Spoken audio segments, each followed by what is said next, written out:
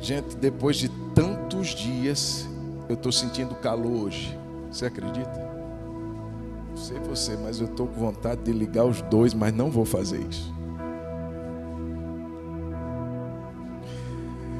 Atos capítulo 18.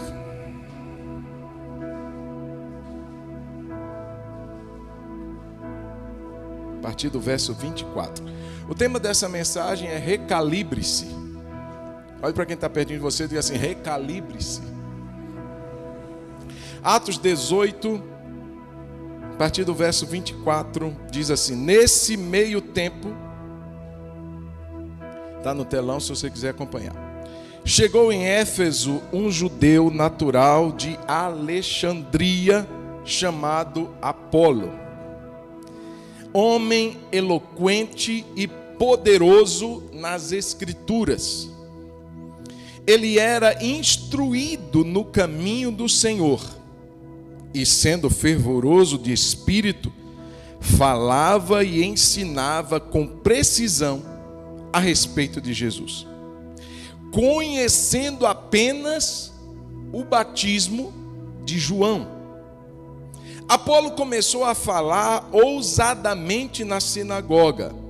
Quando Priscila e Áquila o ouviram falar, levaram-no consigo e com mais exatidão lhe expuseram o caminho de Deus. Quando ele resolveu percorrer a Acaia, os irmãos o animaram e escreveram aos discípulos para que o recebessem bem.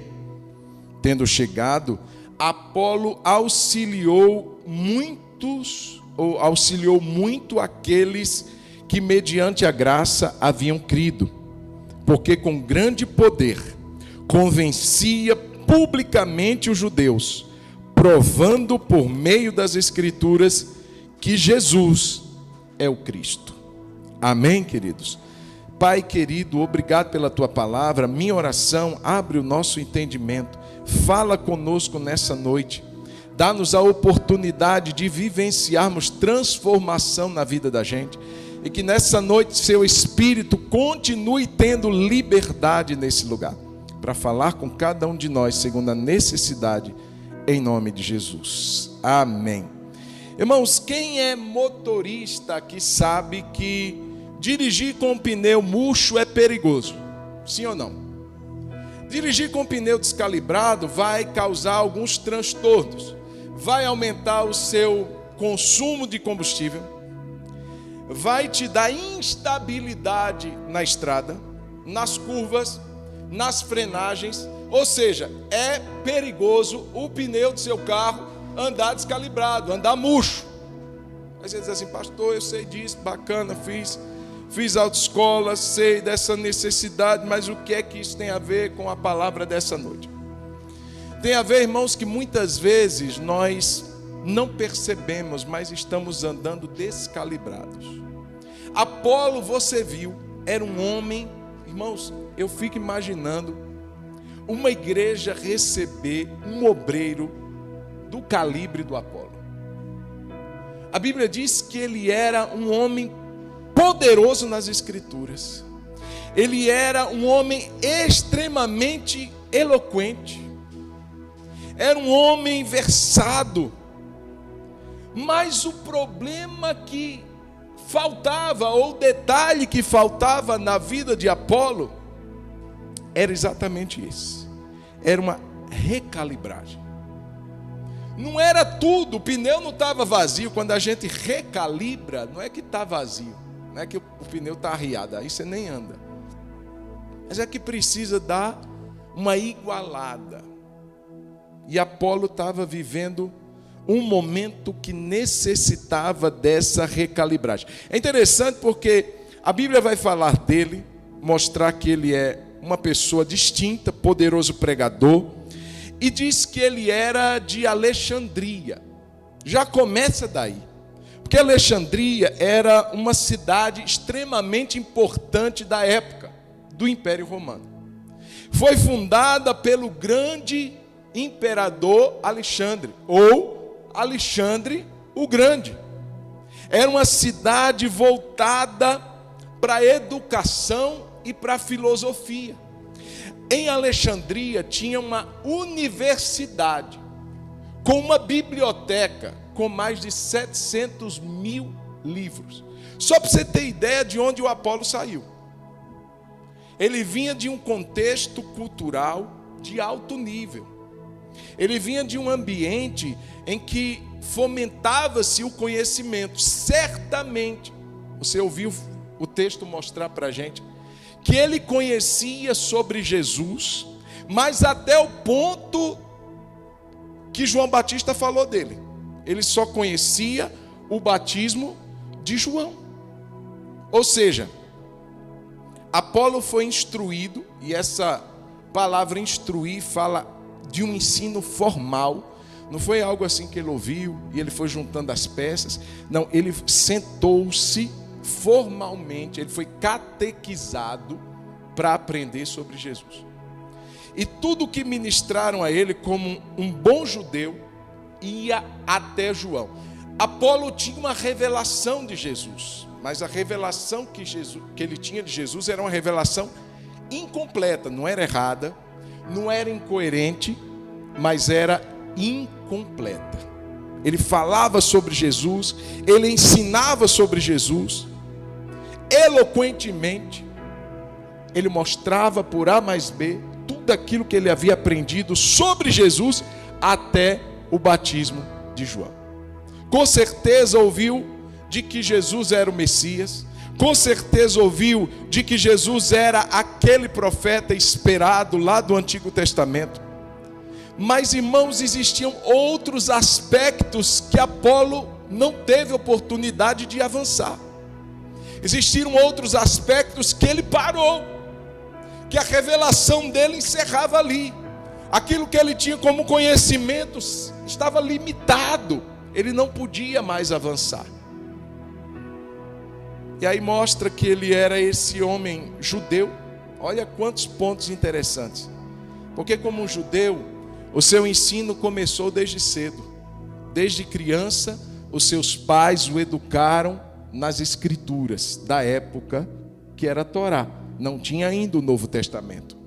Então tudo que Apolo podia ter aprendido como uma criança judia, certamente seus pais lhe ministraram. Certamente seus pais lhe educaram. Você lembra de Jesus, que com 12 anos ele já estava entre os doutores. Era comum uma criança já estar vivendo um processo de educação desde cedo. Já era instrução.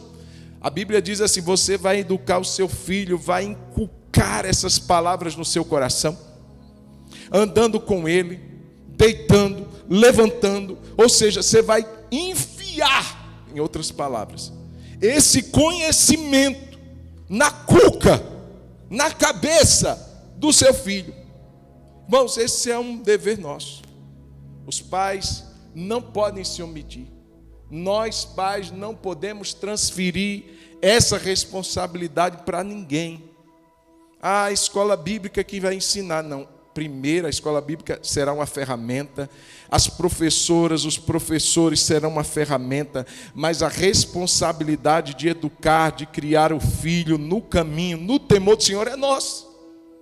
Apolo, certamente, como judeu, teve essa experiência. Então era eloquente, conhecia as escrituras do Antigo Testamento, fervoroso de espírito. Olha que coisa poderosa. Irmãos, o que Apolo ensinava, ele não ensinava uma verdade como se fosse uma mentira. Já viu que tem gente que parece que está falando de Jesus e parece que está ensinando uma farsa? Falta vida, falta fervor, falta alegria, falta entusiasmo. Você quer ir para o céu? Você quer ter a vida eterna? Parece que nem ele mesmo quer. Parece que nem ele mesmo tem. Então ele ensinava com fervor, ele tinha um espírito fervoroso, mas o conhecimento dele era incompleto. Tudo que ele sabia dizia respeito às promessas. Ele conhecia as promessas, mas ele não conhecia o cumprimento das promessas. Ele conhecia tudo sobre Jesus, até João Batista. Irmãos, enquanto eu lia isso, o Senhor falava comigo. Exatamente isso. Recalibre-se. O que Apolo precisava era só de uma recalibragem. E algumas coisas me vieram ao coração, e Deus falava comigo que há sempre uma porção maior de glória preparada para nós. A Bíblia diz no verso 26 que Apolo começou a falar ousadamente na sinagoga. Quando Priscila e Áquila eram cooperadores de Paulo, eles tinham ficado em Éfeso enquanto Paulo ia para outras regiões da Ásia. Mas enquanto eles estavam lá, olha esse homem. E com certeza eles ficaram atentos àquilo que Apolo falava, mas eles perceberam, está faltando algo. E ao perceberem isso, a Bíblia diz no verso 26, que eles levaram Apolo com eles. Eles não tentaram argumentar ou acrescentar enquanto Apolo falava. Terminou tudo, eles chegam junto de Apolo e de alguma maneira chamam para um jantar, chamam para um café, chamam para um bate-papo, para um pão de queijo, qualquer coisa assim. Vamos conosco, Apolo. E eles levaram Apolo com eles, e a Bíblia diz no verso 26, com mais exatidão lhe expuseram o caminho de Deus. É interessante isso, irmãos, porque, como eu disse, aquilo que Apolo sabia que ia até João, não dizia nada com respeito ao Calvário. Não dizia nada com respeito à ressurreição. E nem dizia nada com respeito ao Pentecostes. Irmãos, Apolo para em um momento da vida de Jesus ótimo, maravilhoso, a promessa, o Messias, aquele que vai vir como Cordeiro, que vai perdoar os nossos pecados, mas e daí? E daí talvez isso um dia aconteça. Não, Apolo, já aconteceu. Jesus já veio, e Jesus já morreu, é o Calvário, o Gólgota, o sacrifício perfeito. Ele levou sobre si, ele sofreu, ele foi espancado, ele foi zombado, ele foi ultrajado e ele morreu. Mas 3 dias depois, Apolo, ele ressuscitou. Como assim? Não era para que ele permanecesse na sepultura. A morte não poderia segurá-lo, Apolo. 3 dias depois, o poder de Deus visita o túmulo e ele ressuscita. Mas como assim? Vocês têm prova? Sim, nós temos prova. Mais de 500 irmãos viram Jesus ressuscitado. Como assim? E não, ele esteve conosco. Ele passeou, ele andou, ele comeu conosco. Ele esteve ao nosso lado. Conversa com Pedro, ele está vivo. Tem muitos irmãos que podem testemunhar. Como assim? Eu perdi tudo isso. Seu conhecimento não estava indo até esse ponto. Mas tem mais, Apolo. Como assim? Será que não é suficiente o Cordeiro ter morrido, o Cordeiro ter ressuscitado? Sim. Mas depois ele foi assunto aos céus. Ele foi elevado às alturas e ele disse que voltaria. Mas e agora, o que é que a gente faz? Agora, Apolo, havia uma promessa, inclusive João Batista falava sobre ela. Eu vos batizo com água, mas depois de mim virá aquele que vos batizará com o Espírito Santo. Aí eu lembro dessa palavra de João. Mas e aí, 50 dias depois da ressurreição, 40 dias Jesus passa aparecendo aos seus discípulos. Mas 10 dias depois, ele dá uma palavra: permaneçam na cidade, até que do alto vocês sejam revestidos de poder. E os irmãos oraram, Apolo, por 10 dias. Os irmãos se reuniram no cenáculo e por 10 dias consecutivos eles clamavam pelo Espírito Santo. E aí, minha gente, fala comigo. E aí que 10 dias depois, cumprindo-se o dia de Pentecostes, veio do céu um som como de um vento impetuoso, e encheu toda a casa em que eles estavam reunidos. E foram distribuídas línguas de fogo sobre cada um deles, Apolo, e eles começaram a falar em outras línguas. É verdade isso, irmãos. Eu não entendo que o que Apolo teve com Áquila e Priscila foi apenas um conhecimento teórico. Sinceramente. Não foi uma revisão de cursinho. Eu entendo que foi algo mais que aconteceu naquele dia, naquele encontro que Apolo teve com Áquila e Priscila. O fato é que depois que ele tem um encontro, você vai ver isso depois. Algo mudou na vida de Apolo. Mas é interessante, irmãos, porque segunda carta aos Coríntios, capítulo 3, vai mostrar que há pessoas que têm uma mente endurecida. E eu quero me referir a pessoas que hoje estão na igreja. E que assim como Apolo precisam de uma recalibragem. Que assim como Apolo estão vivendo um evangelho, uma revelação incompleta. Talvez você tenha conhecimento dos fatos. Talvez você tenha instrução de que Jesus morreu, de que Jesus ressuscitou, de que o Espírito Santo veio, mas isso para você ainda é meio confuso. Talvez isso não faz sentido para você. Talvez você ouviu tudo isso e diz assim: o que é que isso muda a minha vida? É essa recalibragem que Apolo precisava. Ele foi instruído, ele foi colocado ali diante dele aquela exposição, mas algo mais, porque segunda carta, como eu já estava lendo, capítulo 3 de Coríntios, vai dizer que até hoje, quando Moisés é lido, tem um véu posto no coração deles. Aí diz o verso 16: quando, porém, alguém se converte ao Senhor, o véu é tirado. Ora, este Senhor é o Espírito, e onde está o Espírito do Senhor, aí a liberdade. Veja que há uma ligação do conhecimento revelado que a pessoa tem quando o véu é tirado com o Espírito Santo. Ninguém consegue ter uma compreensão clara, ninguém consegue ter uma vivência real, uma experiência real sem a ação do Espírito Santo. Quando Áquila e Priscila levam Apolo ali para aquele tempo, certamente aquilo que eles passaram foi muito mais além do que teoria. Verso 18: todos nós com o rosto descoberto, contemplando a glória do Senhor, somos transformados de glória em glória. Tem algumas versões que diz assim: em glória cada vez maior.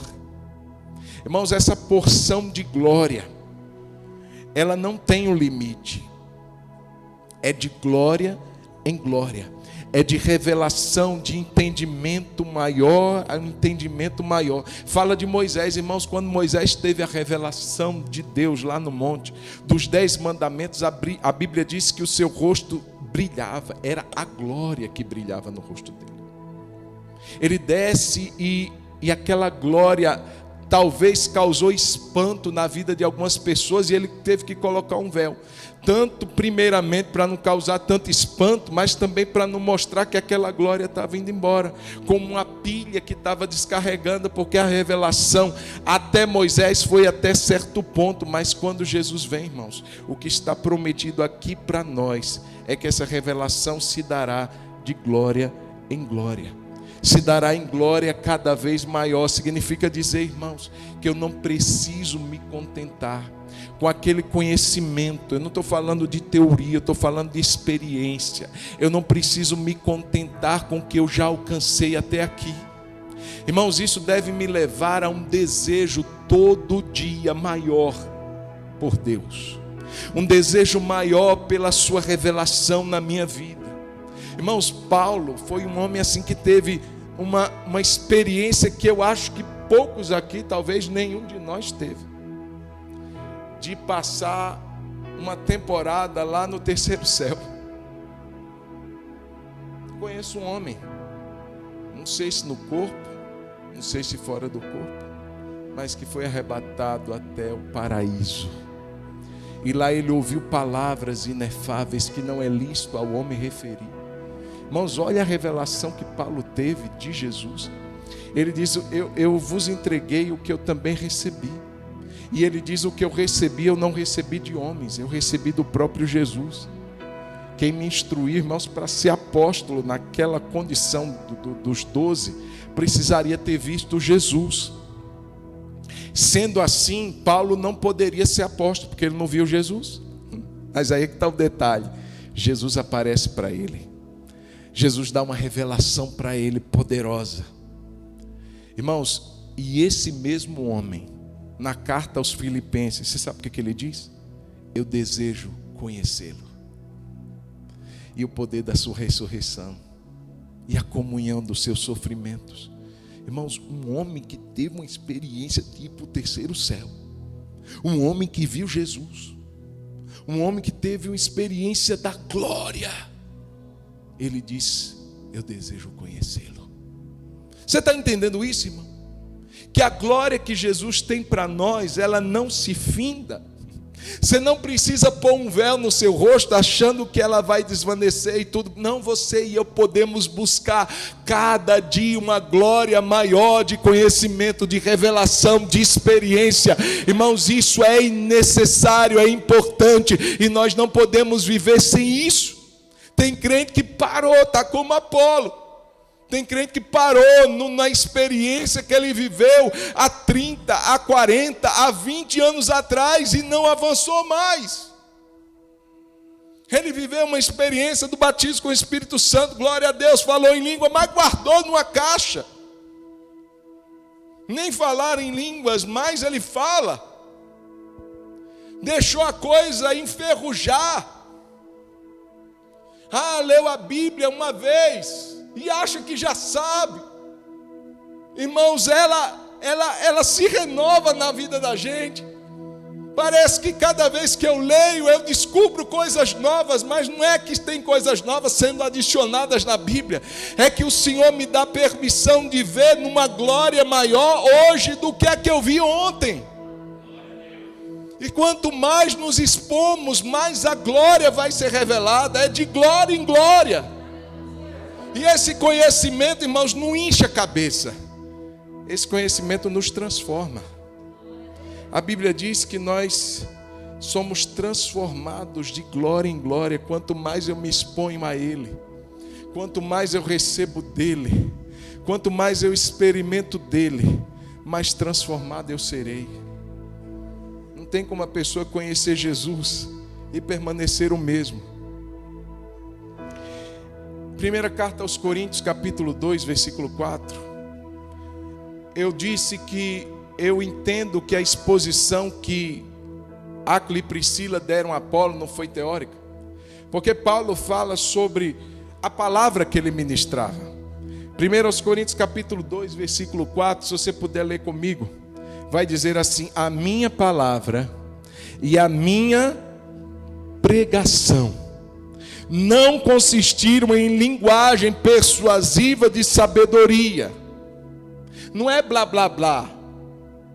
Não é um conhecimento chato, teórico, maçante. Tem gente que diz assim: pastor, ler a Bíblia é chato. Não é não. Se você ler numa mentalidade endurecida, com um véu sobre o rosto, sem o auxílio do Espírito Santo, vai ser uma triste experiência para você. Mas quando você diz assim: Espírito Santo, tira o véu, me faça enxergar aquilo que o Senhor colocou aqui. Porque homens santos falaram da parte de Deus, movidos pelo Espírito Santo, e o que está na palavra de Deus foi inspirado, não foi por filósofo, não foi por sábios, foi pelo Espírito Santo de Deus. Então quando eu oro, Espírito Santo, tira o véu, me revela sobre o Senhor, me revela sobre Jesus. Irmãos, aquilo não é blá blá blá, aquilo não é uma experiência chata, monótona. É vida, é um rio que flui deste livro para dentro de nós, nos lavando, nos transformando.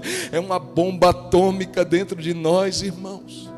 A minha palavra e a minha pregação não consistiram em linguagem persuasiva de sabedoria, mas em demonstração do Espírito e de poder. Em outras traduções, do poder do Espírito. Irmãos, o Evangelho não são meras palavras. Evangelho não é um código de regras.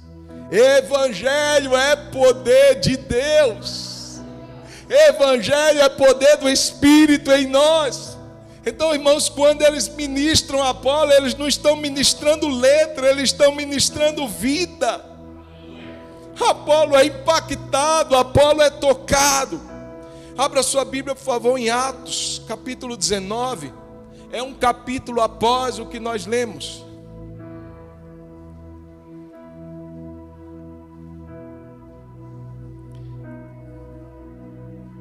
Atos capítulo 19. Olha a experiência desses 12 discípulos. Não eram os 12 discípulos de Jesus não, viu? Eram os 12 discípulos da cidade de Éfeso. Olha o que diz aqui. Atos capítulo 19, versículo 1. Aconteceu que enquanto Apolo estava em Corinto, Paulo, tendo passado pelas regiões mais altas, chegou a Éfeso. E encontrou ali alguns discípulos. Perguntou-lhes: vocês receberam o Espírito Santo quando creram? Ao que eles responderam: pelo contrário, nem mesmo ouvimos que existe o Espírito Santo. Meu Deus, eram discípulos. Vamos entender melhor? Paulo perguntou: então, que batismo vocês receberam? Eles responderam: o batismo de João, o mesmo que Apolo foi instruído. Significa dizer que até aquele momento, mesmo sendo fervoroso, eloquente, instruído, faltava algo em Apolo. Ele tinha o conhecimento. Mas Jesus disse: as palavras que eu vos tenho dito são espírito e são vida. Mesmo que de uma forma persuasiva, eloquente, Apolo falasse, mas faltava algo poderoso na vida dele. A mesma coisa esses discípulos aqui. Espírito Santo, o que é isso que você está falando? Eu não sei, nunca nem ouvimos falar desse Espírito Santo. Nós somos batizados apenas no batismo de João. Paulo, verso 4, explicou: João realizou o batismo de arrependimento, dizendo ao povo que cresce naquele que viria depois dele, a saber, em Jesus. Eles, tendo ouvido isto, foram batizados em nome do Senhor Jesus Cristo. O que aconteceu aqui? Uma exposição bíblica. Paulo foi explicar biblicamente para eles que a questão do batismo de João era uma promessa. Eles deveriam crer naquilo que foi profetizado, foi dito sobre Jesus que viria, e aquele que viria depois dele era esse, no qual realizaria-se o batismo do arrependimento e tal. E fez uma exposição bíblica, mostrou Jesus para eles. Opa, eu quero ser batizado. Foram batizados. Acabou aí? Não. Foram batizados em água no nome de Jesus. Mas olha o que acontece no verso 6. E quando Paulo lhes impôs as mãos, o Espírito Santo veio sobre eles, e tanto falavam em línguas como profetizavam. Aquela primeira ação de Paulo foi uma exposição bíblica.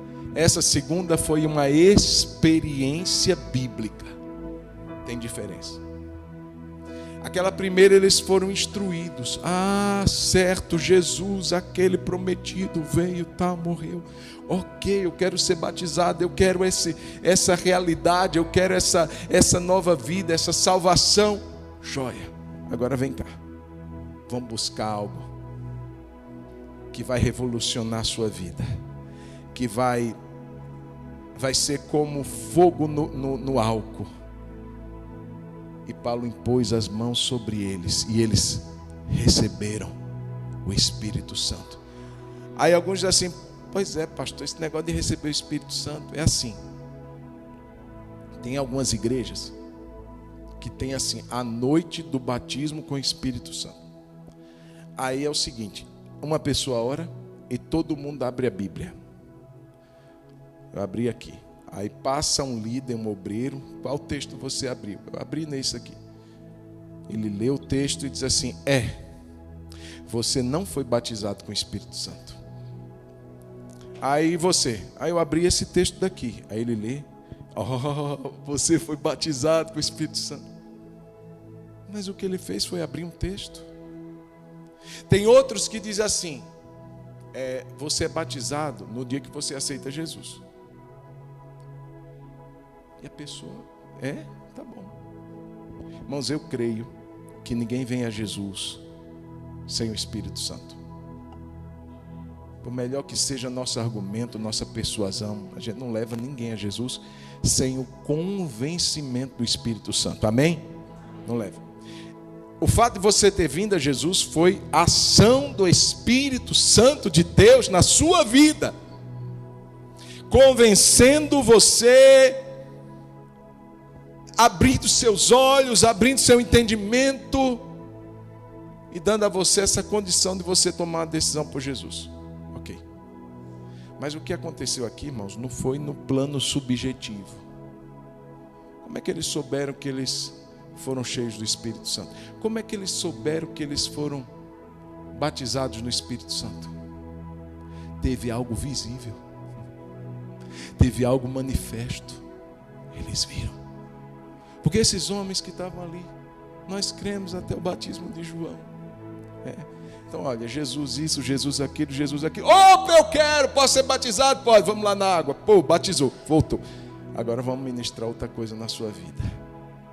Impondo Paulo as mãos sobre eles, receberam o Espírito Santo. E tanto falavam em línguas como profetizavam. Algo visível aconteceu.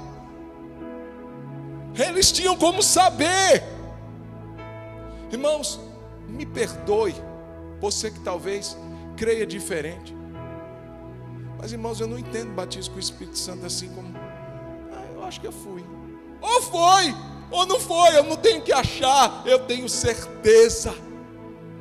Irmãos, eu não posso fazer da minha experiência doutrina. O que você viveu com o Espírito Santo foi a sua experiência. O que eu vivi com o Espírito Santo foi a minha experiência. Mas eu quero te contar como foi a minha experiência, não é doutrina. Mas eu não tenho como dizer, será que eu fui, será que eu não fui? Eu estava num culto como esse de quinta-feira. Eu estava me preparando para o batismo nas águas. Existia um tempo para ser preparado, como nós também temos aqui. E eu estava nesse tempo, na sala, domingo de manhã, me preparando para o batismo, aprendendo sobre Jesus. Mas eu estava num culto de quinta-feira. Deixa eu te dar uma palavra, irmão, santo e santa de Jesus. Irmão, culto de semana, para mim, tem um quê diferente do de domingo. Perdoa. Porque parece que no domingo já é costume nosso vir. Mas no de semana, é uma decisão nossa vir. Deu para entender? Domingo é meu hábito. Eu não posso ficar um domingo sem ir à igreja. Mas semana, irmão, a maioria de nós pegou o trampo, como diz aí, saiu do trampo cansado, pegou o busão, metrô, está aqui, assim, meio que, sabe, numa revelação de arrebatamento, não sabe se vai, não sabe se fica, seu olho oscila em mim e às vezes na glória. É decisão, é força de vontade, é esforço. Irmãos, e a Bíblia diz que Deus honra os que o honram. Às vezes a gente vem, não é porque a gente está ok, joia, é porque a gente quer honrar Jesus. Irmãos, eu estava naquele culto de quinta-feira, deveria ter lá, sei lá, umas 30 pessoas, 40 pessoas. E eu lembro que a gente estava no louvor, em adoração, irmãos, e eu não sabia o que estava acontecendo, mas eu sei que era bom demais. Irmãos, algo começou a borbulhar aqui no meu interior, e eu disse, gente, o que é isso que está acontecendo? Eu estou com vontade de correr, eu estou com vontade de sair gritando, o que é isso? E eu, irmãos, eu comecei a falar umas coisas que eu nunca tinha falado na minha vida. Só que eu não abri os olhos, eu digo, eu não vou abrir os olhos. Porque eu tinha medo das pessoas estarem olhando para mim. E eu estava ouvindo que o louvor, eu não saí de mim não, irmãos. Eu continuava consciente do que estava acontecendo. Mas, irmãos, aquilo dali, eu estava explodindo de felicidade, explodindo. Eu nunca tinha assim. Irmãos, eu já fumei, bebi, cheirei loló, fiz muita, mas nada me levou a essa experiência. Nada me levou nessa experiência que eu tive. Irmãos, e eu lembro que o pastor foi encerrar o momento do louvor e ele ficou assim, amém. Você já viu quando o pastor quer encerrar alguma coisa? Amém, amém, amém. Não é assim? E o pastor, amém, amém. E eu estava, amém, amém. Irmãos, o espírito do profeta está sujeito a ele. E eu fui baixando meu tonzinho de voz, porque o louvor também tinha acabado. Quando eu abri os olhos, irmão, estavam as irmãs da intercessão na minha frente, sentadas assim, tudo olhando para mim. E o que eu temia me sobreveio, todo mundo olhando para mim. E elas olhavam e disseram assim, você foi batizado. E eu fui. Eu não sabia. Confesso a você, eu estava igual os discípulos de Éfeso, eu não sabia sobre isso ainda. Eu estava me preparando para o batismo nas águas. Irmãos, e eu lembro que eu voltando para casa, meu pai dirigindo, aquele silêncio dentro do carro, só tinha ido naquele culto eu e meu pai. E ele dirigindo, ele olhou para mim e fez assim, você fala aquilo de novo? E eu disse assim, não sei. Eu não sabia, irmãos.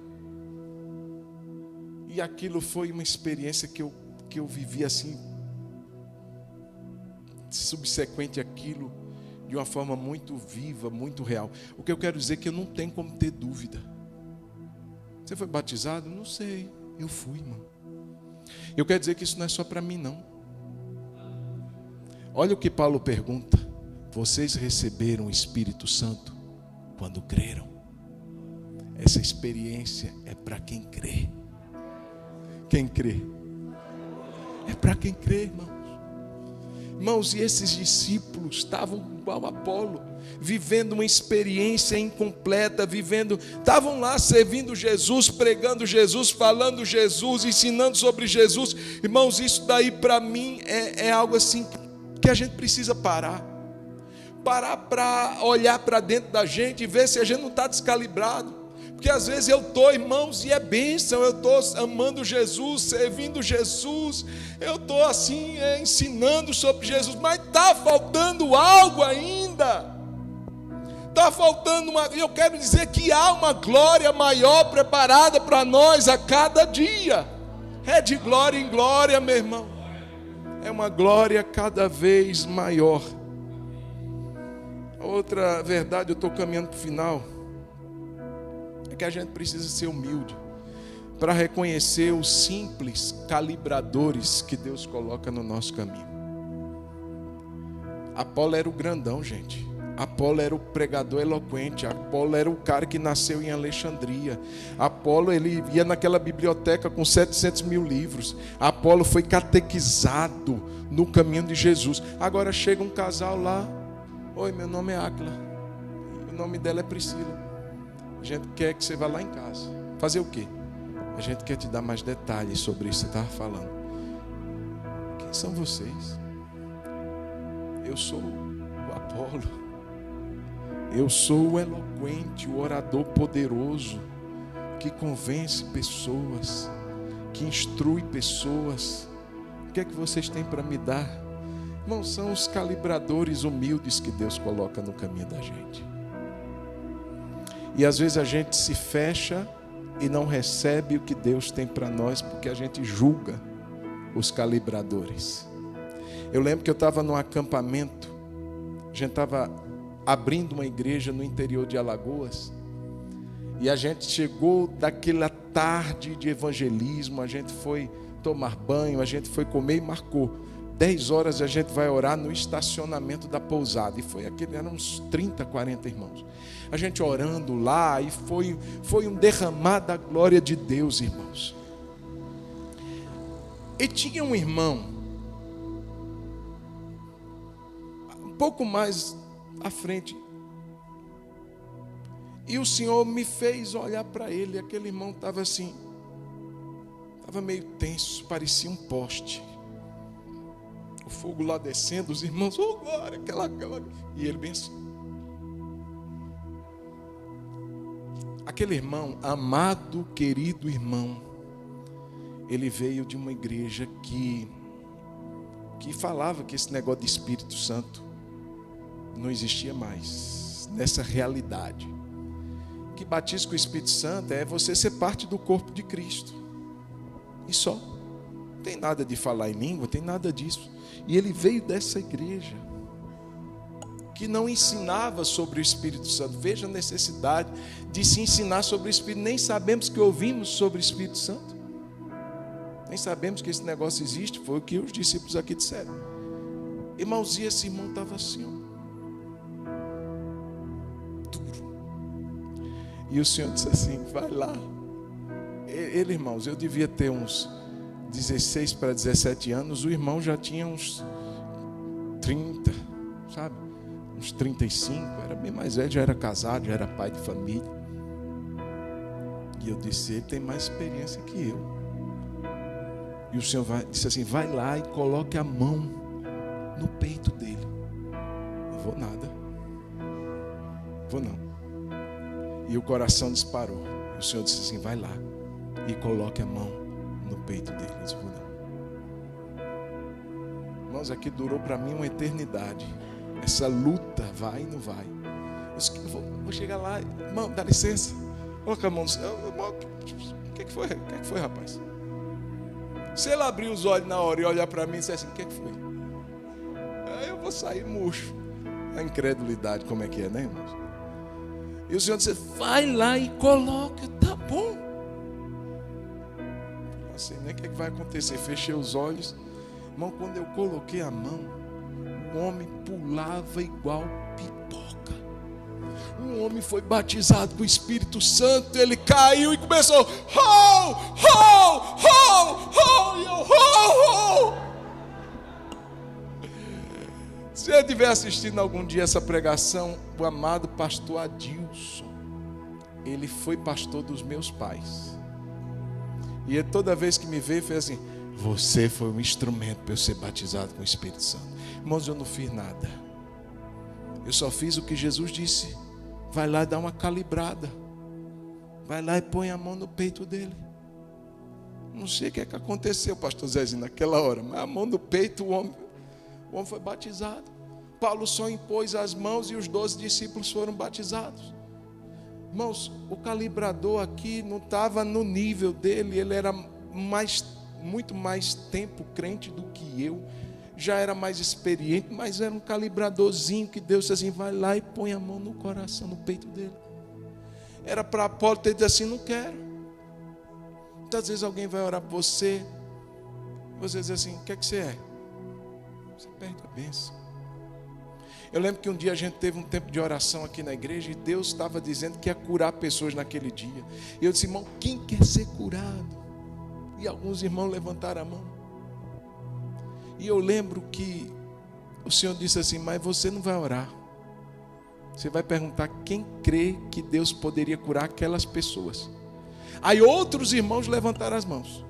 Imagina, quem está precisando de cura? Vem cá, aqueles irmãos vieram. Agora, quem crê que esses podem ser curados? Aí alguns irmãos levantaram a mão. Aí eu disse, cara, eu quero chamar esses que levantaram a mão, que creem que esses podem ser curados. E quem vai orar por eles são vocês. Irmãos, e Deus curou. E Deus curou. Porque não sou eu, não é você, é Ele na minha vida e é Ele na sua vida. Somos os calibradores de Deus. Às vezes Deus está dizendo algo para a gente ir lá e pôr a mão no peito, fazer uma oração por alguém, interceder, colocar aqui o nome no papelzinho dos 6 dias. Faz isso, irmão. Por mais de 6 campanhas de oração, eu orava para Jesus batizar o Daniel com o Espírito Santo. Todo ano eu dizia, Jesus, batiza o Daniel com o Espírito Santo, porque filho de crente não é crentinho. Dani já lia a Bíblia, ela já tinha lido a Bíblia toda, acho que umas 2 ou 3 vezes. Eu chegava, Dani, você já foi orar, meu filho? Já, papai, já orei hoje. Tá certo. Mas faltava alguma coisa. Sabe quando falta alguma coisa? Irmão, por 6 anos eu dizia, Deus batiza. Agora é Débora. Batiza Daniel com o Espírito Santo, Deus. Batiza, bota fogo, derrama brasa. Irmão, carnaval do ano retrasado. Eu e Tássia fomos pregar em outra cidade e Daniel foi para um retiro de carnaval. Nós tínhamos voltado para a pousada porque no outro dia íamos continuar pregando naquele lugar. O telefone tocou por volta de 1h da manhã, 1h30. A gente atendeu, era Daniel, chorando. Bateram no menino lá, né? O que aconteceu, meu filho? A vigília, papai, a vigília, mamãe. Quase ninguém ficou na vigília. E aí, você ficou? Fiquei. E aí, o que aconteceu? Eu fui batizado com o Espírito Santo. Irmãos, o que eu não via antes, eu não estou falando para a glória dele, não, que ele sabe que ele não vale nada, assim como eu não vale nada. Lá em casa é assim, a gente sabe que ninguém vale nada.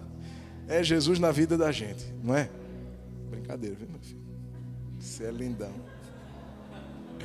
Irmãos, mas eu nunca via Daniel entrar no quarto assim. Muitas vezes ele entrava, mas porque eu dizia assim, você já orou, meu filho? Já orei. Irmãos, a gente vê a porta do quarto fechada por muito tempo. Não estou dizendo isso para a glória dele, não, viu? Mas algo muda quando o Espírito Santo visita a vida da gente. Algo muda. Aliás, tudo muda. Ô, Apolo, você está joia, rapaz, mas está faltando uma coisa que você não pode perder. Vem cá, e nós vamos mostrar isso para você. E eu finalizo, irmãos, lendo com vocês a última parte, o verso 28.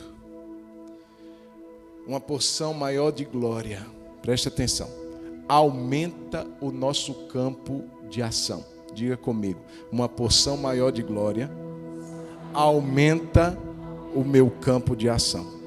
Irmão, quem era o Apolo? Apolo era um poderoso pregador. E a Bíblia diz que ele ensinava com precisão o caminho do Senhor. Mas depois da experiência da casa de Áquila e Priscila, olha o que diz aqui no verso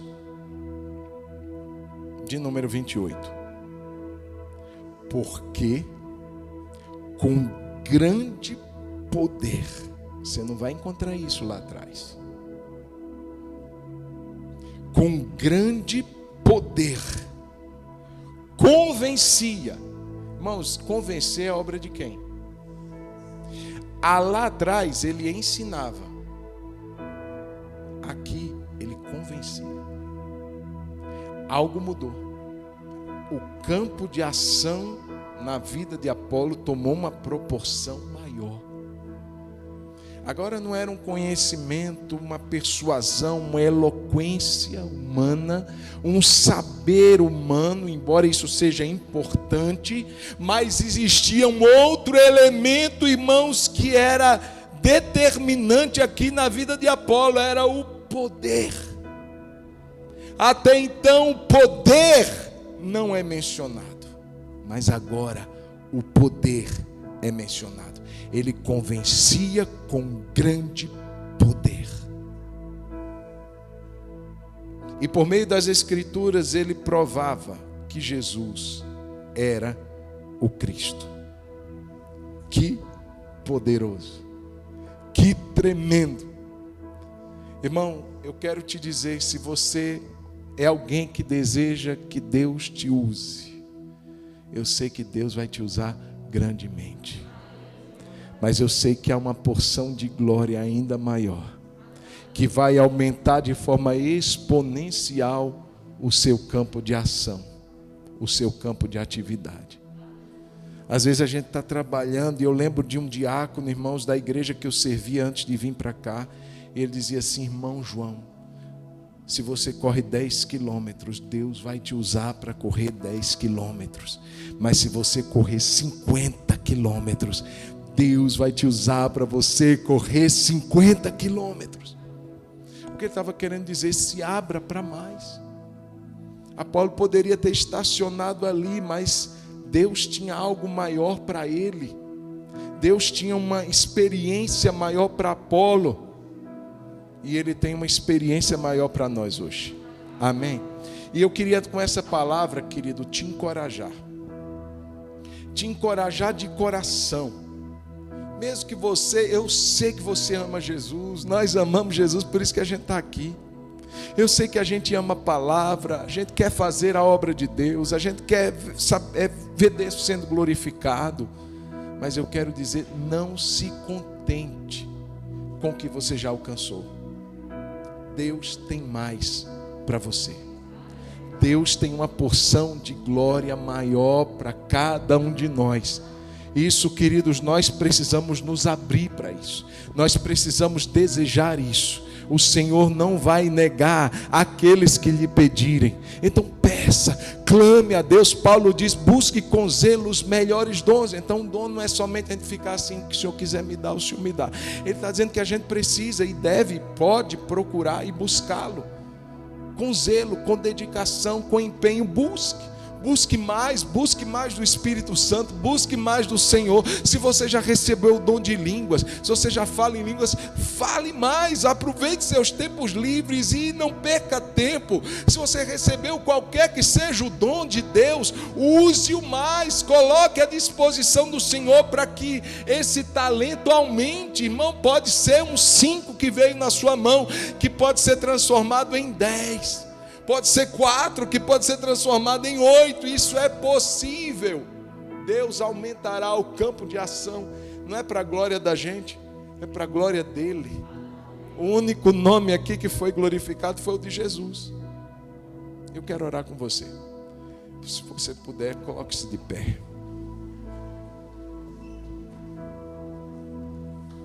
Se você está hoje aqui, você diz assim, eu tenho vindo na igreja, mas está me faltando algo. Ou você diz assim, eu tenho tanto tempo de crente, pastor. Eu sempre ouvi falar de batismo com o Espírito Santo, mas eu mesmo não recebi. Eu quero te encorajar a buscar. Deixa eu te dizer, nós somos batistas nacionais. Pastor, e daí? Batista Nacional, ele é um batista que crê na renovação espiritual. É o batista que crê no batismo com o Espírito Santo como uma experiência subsequente à conversão. Eu aceitei Jesus, irmão, em outubro de 1993. Eu fui batizado com o Espírito Santo em fevereiro de 1994. A minha conversão foi em 93. O batismo com o Espírito Santo foi em 94. Eu estou dizendo isso, irmãos, porque às vezes a gente diz assim, uma coisa vem junto da outra. Pode ser que sim, e pode ser que não. Pode ser que você já tenha se convertido a Jesus, você ainda não tenha sido batizado com o Espírito Santo. Não tenha recebido essa presença de uma forma tão ativa. Não é que você não tem o Espírito Santo, deixa eu te falar, às vezes você pode colocar coisa na cabeça. Então eu não tenho o Espírito Santo, não, você tem. Se você aceitou Jesus, você tem. Mas eu quero dizer que há um derramar maior através do batismo com o Espírito Santo. Feche os seus olhos nesse instante. A Bíblia diz que Deus derrama água sobre o sedento. Aleluia. Ele não derrama água, irmãos, para se perder. É para quem tem sede, é para quem quer. Se o seu coração tem sede, Ele derramará água. Rio sobre o cansado, rio sobre a terra seca. Peça ao Senhor nessa noite. Diga, Deus, me dá uma recalibrada. Deus, eu já te amo tanto. Deus, eu já amo a tua palavra tanto, mas eu sei que é uma porção de glória maior. Eu sei que há algo mais preparado para a minha vida. Há algo mais, meu irmão. E eu quero te encorajar a orar nessa hora. Você não precisa de um apóstolo, de um bispo, de um profeta colocando a mão sobre você. A mão do Senhor já está sobre a sua vida. Senhor, se você ora em línguas, aproveite esse momento. Pastor, eu oro em língua, mas eu travo. Eu quero, em nome de Jesus, dizer que a sua língua está destravada.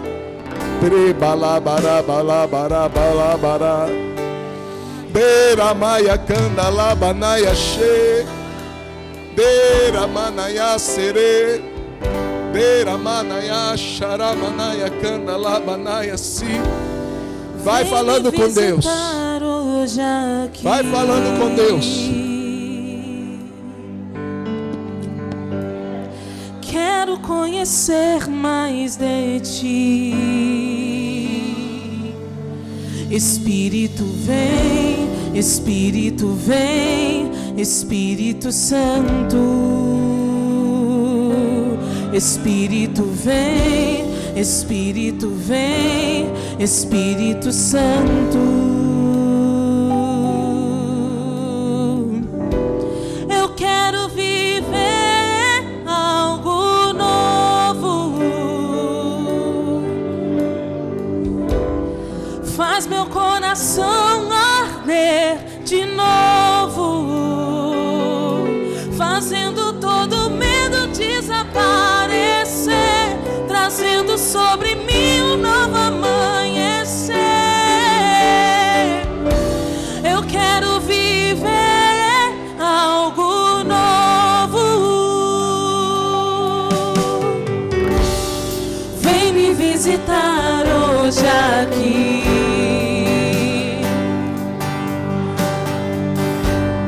Quero conhecer mais de ti. Espírito vem, Espírito vem, Espírito Santo. Espírito vem, Espírito vem, Espírito Santo. Eu quero viver algo novo. Faz meu coração arder de novo, fazendo todo medo desaparecer, trazendo sobre mim um novo amanhecer.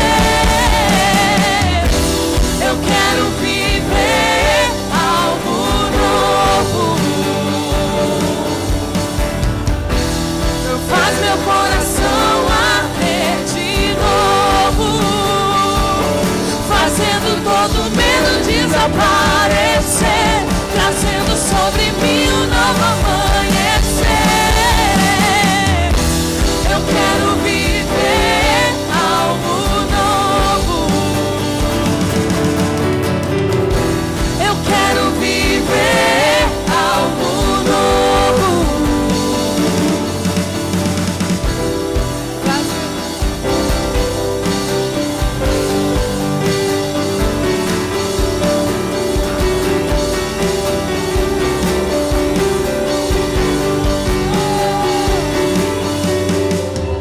Santo Espírito desce como fogo, Santo Espírito desce como fogo, incendeia, incendeia. Santo Espírito desce como fogo, Santo Espírito desce como fogo, incendeia, incendeia. Santo Espírito desce como fogo, Santo Espírito